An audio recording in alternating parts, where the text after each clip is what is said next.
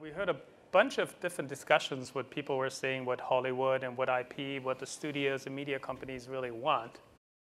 Hopefully we're going to find out more what that really is. So with that, both of you, both NBC and Fox, made a pretty big move, moving from pure IP licensing to a publishing model. Why now? And maybe, Chris, specifically, you can provide some perspective on historic entrance of the media companies in gaming and what's different now. Yeah, I mean, I think that one of the things that's forced it, the first thing that's forcing it is mobile, you know, and the fact that everything we do as a company is on mobile. So if you start thinking about your digital footprint and your network presence across the company, games are now on a platform with your e-commerce offerings, with your parks, theme park with your ticketing offerings, with your with your television shows, and so games, they're not relegated to this console that is, something only for gamers, but they're really on a true mass market platform. I think it's one of the big things. I think Aaron can speak to this as well, but one of the things we were talking about in the back is all the entertainment companies right now are focused on becoming direct to consumer, for the last several decades. The model has really been that they make the content, movie studios and TV studios, they distribute that content to, the cable networks, or to the movie theater owners, and they don't really know who their customers are. Now, it's becoming really important that I think they've learned from the success of Netflix that you can very quickly, lose your business to the people that own that direct customer relationship. So, suddenly the studios have this really urgent need to be direct to consumer. And if you look at the entertainment space and you say, okay, what is the entertainment business that is the most direct to consumer and the most digital? It's by far games. And and the other thing is that the movie studios, have, the movie business is not doing what it was doing even 5 years ago. I mean, there was a period of time where the U.S. box office was slowing down, but China was making up for that, and so and Russia and other markets, and so everyone was saying, okay, well that's fine, we'll grow internationally. Well, the international growth has kind of peaked, and China's on fire, but it's on fire with local domestic hits, are driving a lot of that, and so. And the television business is really suffering some challenges right now, with cord cutting and people watching less TV and moving to Netflix and everything else. So, if you're in the entertainment business and you're seeing your traditional entertainment businesses, they're flat to declining. Universal, for example, has been outperforming the market. NBCUniversal, we've been doing great in a down market, but at some point you got to say, well, what's greenfield opportunity? And the next adjacent space to that really is games. Yeah, I mean, you saw it in your slides. The great growth area that one could go after in entertainment is games, and it has been for years. And games are going to have have continuous growth, but continue with the proliferation of mobile, et cetera.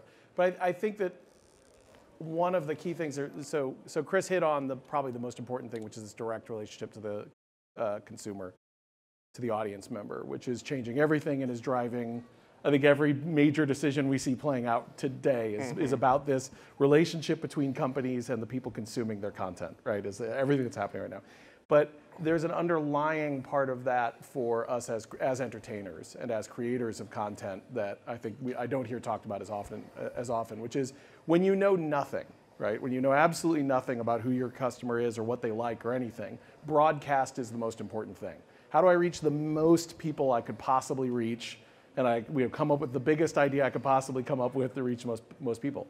When you know a lot, when you start discovering a huge amount about who are the customers who really care, who are the customers you're going to be able to engage with over and over and over a long period of time, it actually becomes about depth of relationship with that customer or that consumer of the entertainment, rather than about this just trying to reach as many people as you possibly can. And that requires, one, having data, but it also, two, having a direct relationship with the customer, and three, video games.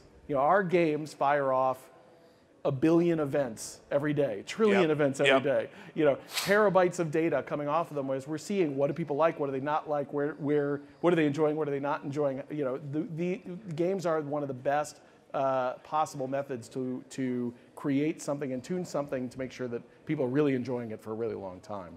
I mean, the other thing I'd add to that is just that certainly I see at Universal, we have different creative partners that we work with than the partners that, frankly, I was used to working at Disney, who are, you know, some of the younger filmmakers that, you know, or showrunners that really get digital. You know, he's not a young guy, but I mean, you know, Steven Spielberg's one of the best things that ever happened to me because, you know, the guy's been making video games longer than just about anybody in this room. Right.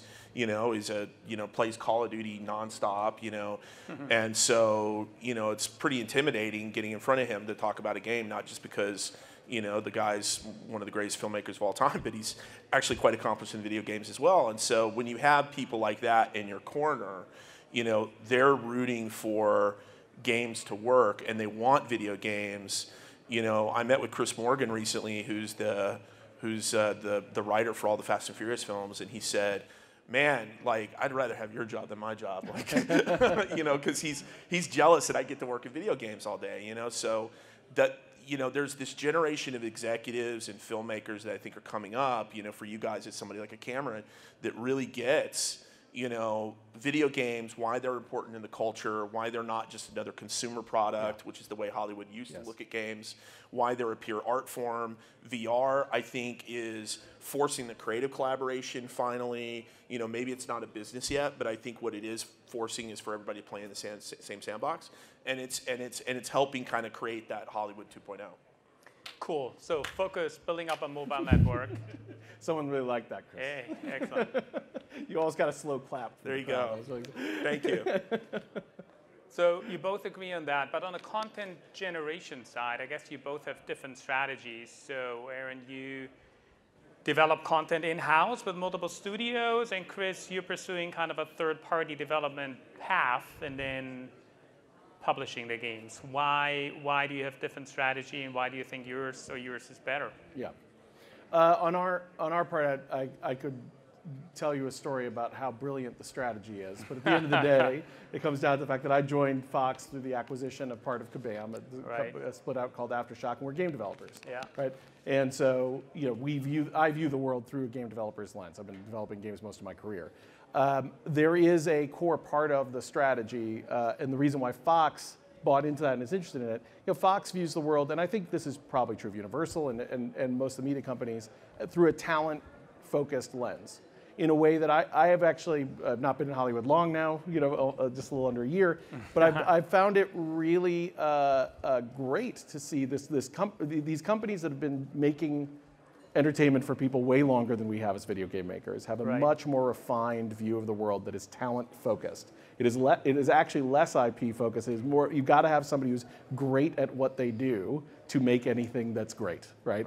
And so, you know, Fox acquired us in part because they believed in the game makers that were part of our team and believed that only by partnering with the best game makers can you make the best stuff, and you want that internally if you can.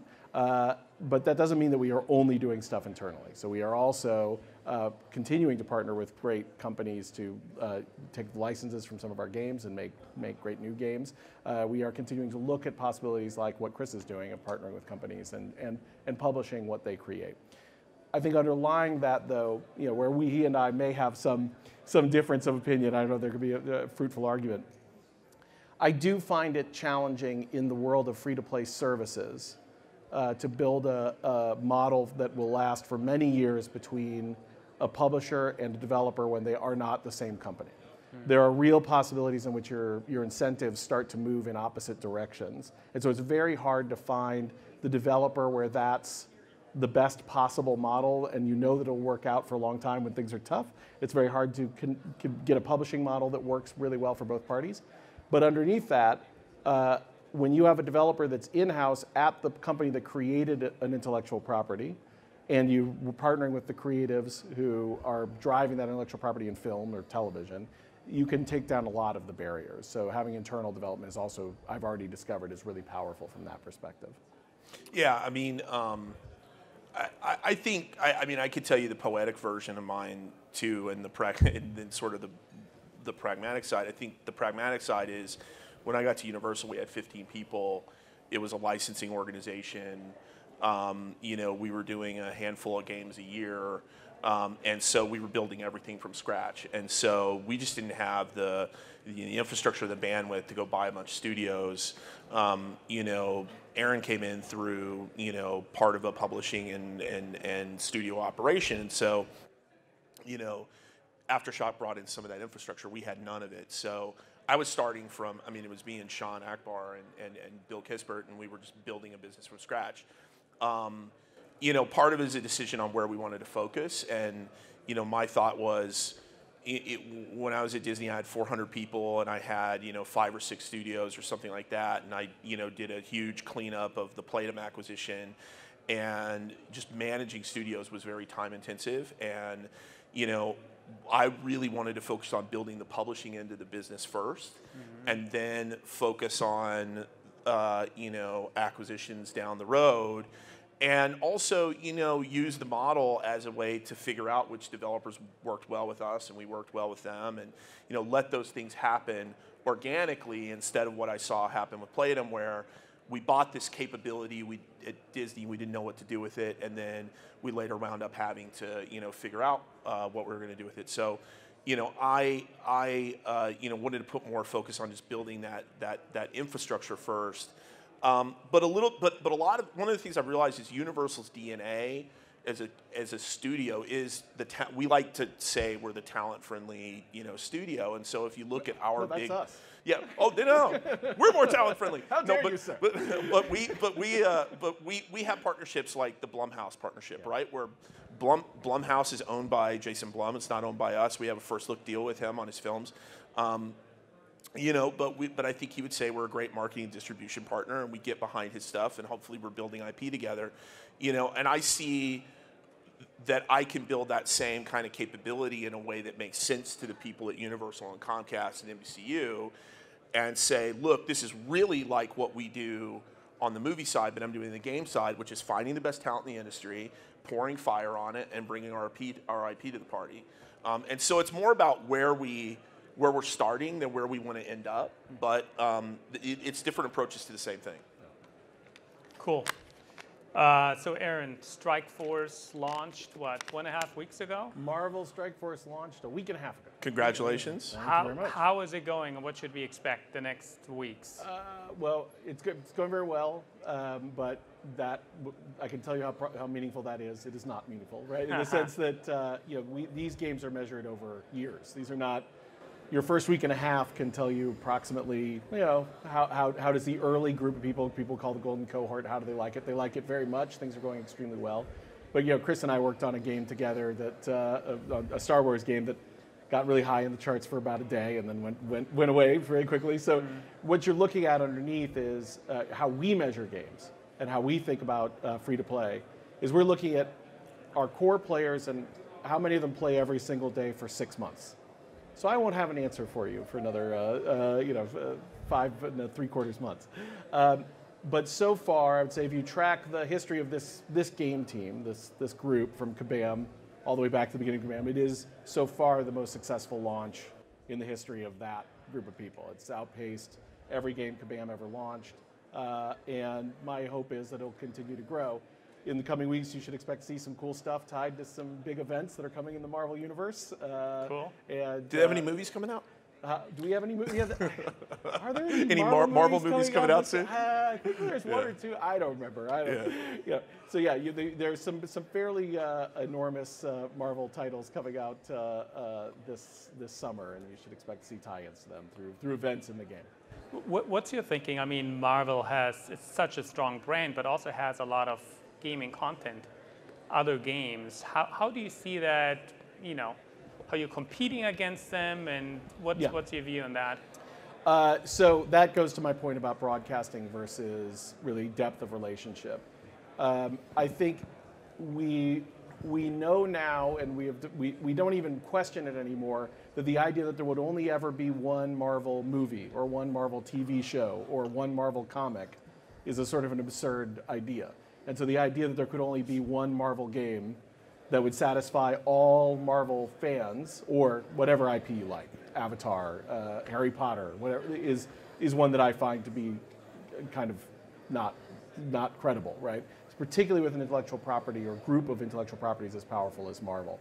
Our game is appealing to a very specific fantasy that Marvel players have, which is, if Marvel Contest of Champions, which we launched, BAM, is who wins in a fight, Hulk or Hulkbuster? Ours is who wins a fight, the Avengers or the Defenders, right? It's about pitting teams against each other rather than one-on-one, and that is, of course, a fantasy that is as old as superheroes themselves, and I believe there's plenty of room for that and many other different expressions of Marvel.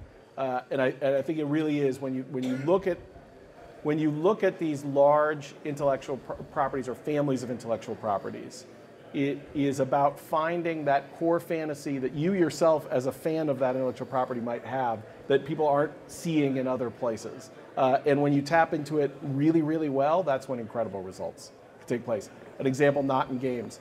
The movie Logan is just a fantastic example of somebody tapping into a story that people want as Wolverine fans that people had not seen yet. And it was a giant, creative success and commercial success because it did that. Chris, what you're thinking about, since some of the IP you have, kind of determining, do I want to publish it myself? Do I want to work, license the IP? I mean, currently there's, multiple games for the same IP out there. Moving forward, what's your thought on that? So it depends on the platform a little bit. On console, we're less, worried about who publishes what. It's really more, whether you want to be the publisher of record is really more of an economic decision on the console platform, because you don't have in-game advertising, you don't have cross-promotion in the same way, you don't have those, you don't have game networks in the same way. I mean, maybe you do if you're Blizzard and you've got Battle.net, but they're, for most, games out there, I'd say it's, each game kind of stands alone in its own way. On mobile, having a network is really important.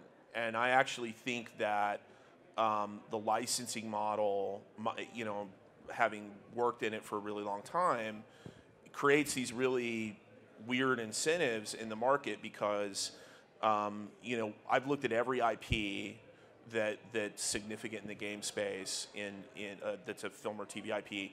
What you generally see is one game dominates, and it takes 70% of the revenue, and then another game takes 30%. The rest of the other games take 30%.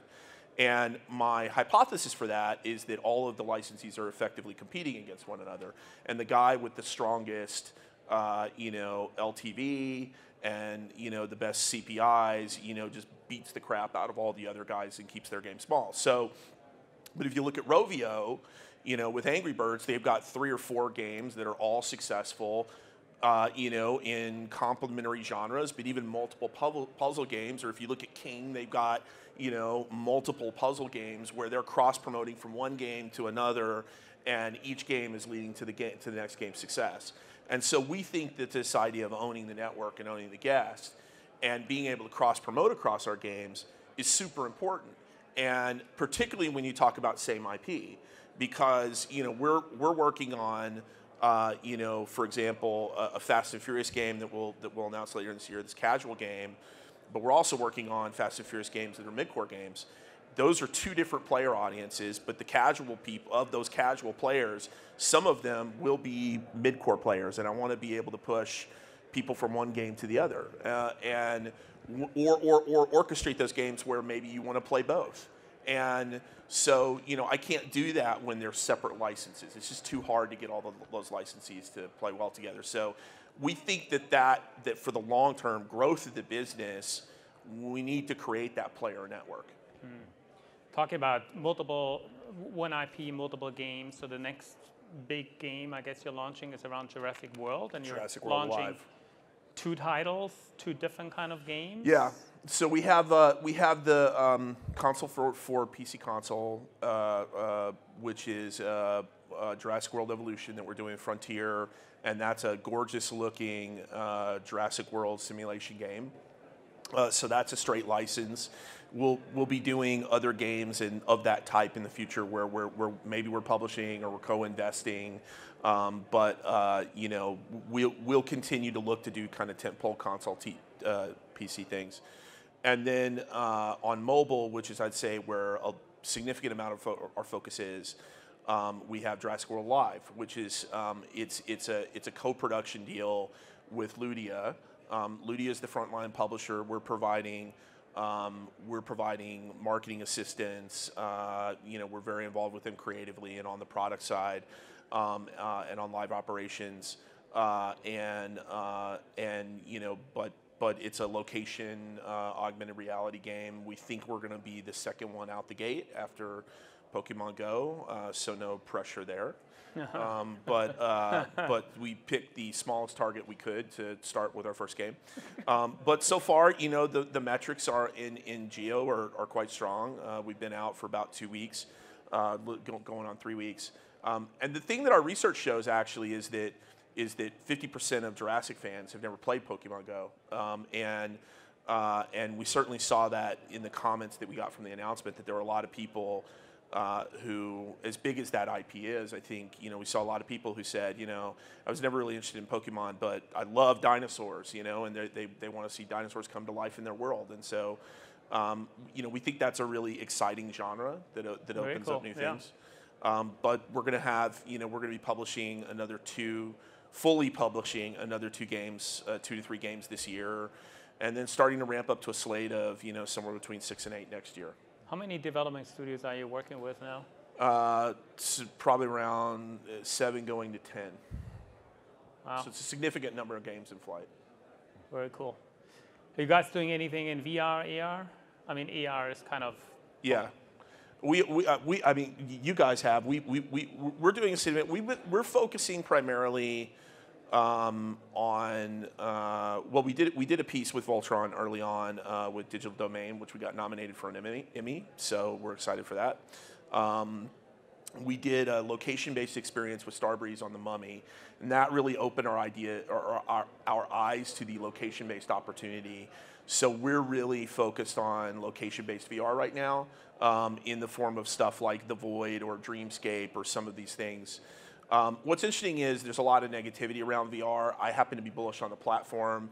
I think the technology was far from ready for prime time for most people, and so, you know, the hype bubble just got out of control. But, you know, when you look at how The Void is done with the Star Wars experience, or you look at what Dreamscape did with Alien Zoo, all of the location VR things that have opened have been completely sold out. Yeah. So, and they add shows and they sell out more. They add shows and they sell out more. They cannot give enough inventory. That's exactly right. So I think you're going to see, we have a major VR announcement coming with Jurassic, which I think is going to make some waves, and but in general, I think that location space is going to be. What I've realized with VR is, people find it intimidating. They don't know what it is. They need a taste of it before they know they want it at home. I think location-based experiences is going to be where people get that for the first time.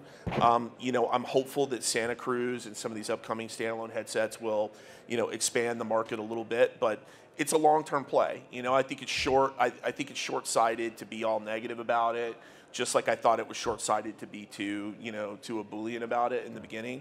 But I'm really excited about it as a medium.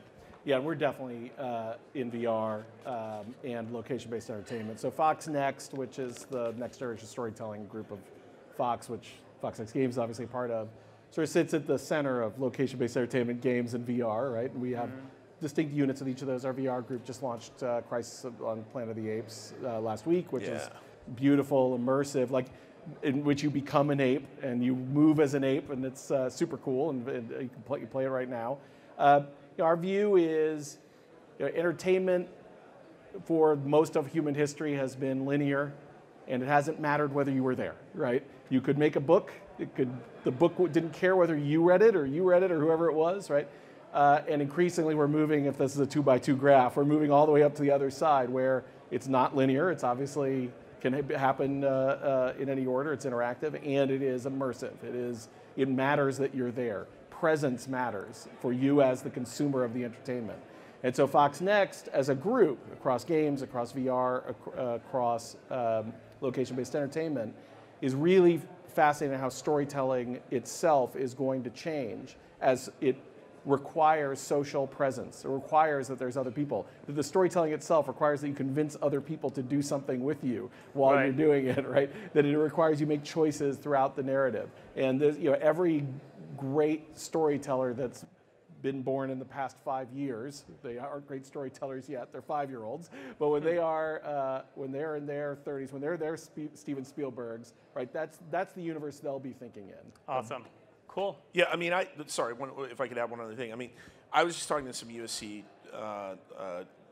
kids in the back who were, from their game program, and, I was telling them, look, in 20, 30 years, I don't think there's going to be a difference between the movie business and the game business, because if you look at what Unreal is doing with their engine and the tools that they're giving to filmmakers, the stuff that you can do in real time now, the increasing demand for interactivity and immersion and storytelling, VR, augmented reality, there are so many. I think the technology that's going to be driving entertainment companies is going to be game engines or big additive game engines. I think data is going to continue to be important. Interactivity is going to continue to be important. And so, I hope that, 5 years from now, we're not having the Hollywood panel where we talk about, Hollywood's getting into games, but where it's like, this is just what we do. Awesome. Well, looking forward to some awesome new mobile games, VR games, and AR games. We're excited. Thank you. Clap to Chris and Aaron. Thank you.